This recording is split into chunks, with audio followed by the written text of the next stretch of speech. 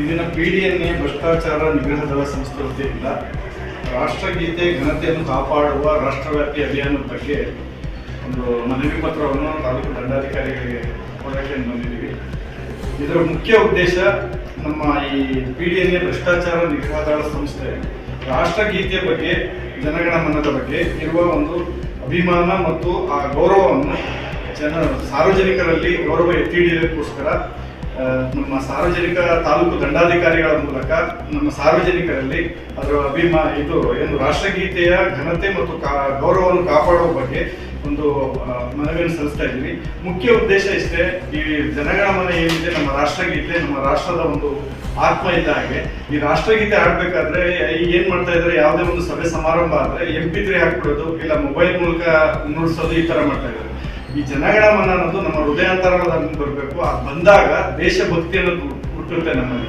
ಈ ದೇಶಭಕ್ತಿ ಅನ್ನೋದು ಹುಟ್ಟಬೇಕು ಅಂದಾಗ ನಾವು ನಮ್ಮ ಹೃದಯಾಂತರದಿಂದ ಹೇಳ್ಬೇಕು ಈ ಜನಗಣಮನ ಅಧಿನಾಯಕ ಜಯ ಎನ್ನುವುದು. ಹಾಗೆ ಎಷ್ಟೋ ಇದೆ ಇವತ್ತಿನ ಯುವಕರಿಗೆ ಒಂದು 70-80% ಯುವಕರಿಗೆ ಜನಗಣಮನನೇ ಗೊತ್ತಿಲ್ಲ. ನಾವೆಷ್ಟೋ ಟಿವಿಲೆಲ್ಲ ನೋಡ್ತಾ ಇರ್ತೀವಿ, ಜನಗಣಮನ ಹೇಳಿ ಅಂತ ಹೇಳಿದ್ರೆ ಅವರು ನಮ್ಗೆ ಗೊತ್ತಿಲ್ಲ ಅಂತ ಹೇಳೋದನ್ನೇ ನೋಡಿತೀವಿ ಬಹಳ ಜನಕ್ಕೆ. ಹಾಗಾಗಿ ಈ ಜನಗಣಮನ ಏನಿದೆ ನಮ್ಮ ರಾಷ್ಟ್ರಗೀತೆ, ಇದ್ರ ಬಗ್ಗೆ ಗೌರವವನ್ನು ಎತ್ತಿ ಹಿಡಿಯೋಕ್ಕೋಸ್ಕರ ನಮ್ಮ ತಹಸೀಲ್ದಾರ್ ಅವ್ರಿಗೆ ಒಂದು ಮನವಿ ಕೊಡ್ತಾ ಇದ್ವಿ.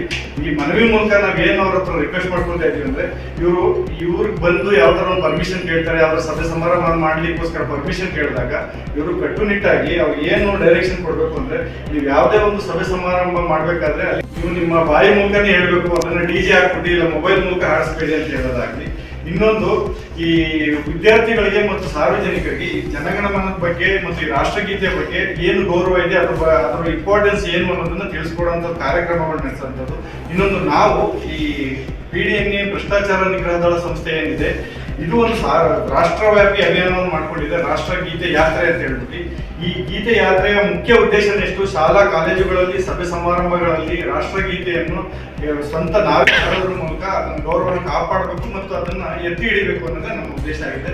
ಹಾಗಾಗಿ ಈ ಮೂಲಕ ನಾನು ತಹಸೀಲ್ದಾರ್ ಅವರ ಹತ್ರ ಮನವಿ ಮಾಡೋದಷ್ಟೇ, ಮುಂದೆ ಯಾವುದೇ ಸಭೆ ಸಮಾರಂಭಗಳಿಗೆ ನೀವು ಪರ್ಮಿಷನ್ ಕೊಡ್ಬೇಕಾದ್ರೆ ಈ ಜನಗಣಮನದ ಬಗ್ಗೆ ಮುಖ್ಯವಾಗಿ ಜನಗಣಮನದ ಬಗ್ಗೆ ಅವರಿಗೆ ಹೇಳಿ ತಿಳಿಸಿ ಪರ್ಮಿಷನ್ ಕೊಡಬೇಕು ಅಂತ ನಾನು ಈ ಮೂಲಕ ಕೇಳ್ಕೊಂಡು ಅವ್ರಿಗೆ ಮನವಿ ಪತ್ರವನ್ನು ಸಲ್ಲಿಸ್ತಾ ಇದ್ದೀನಿ. ನಿಮ್ಮ ಹೆಸರು?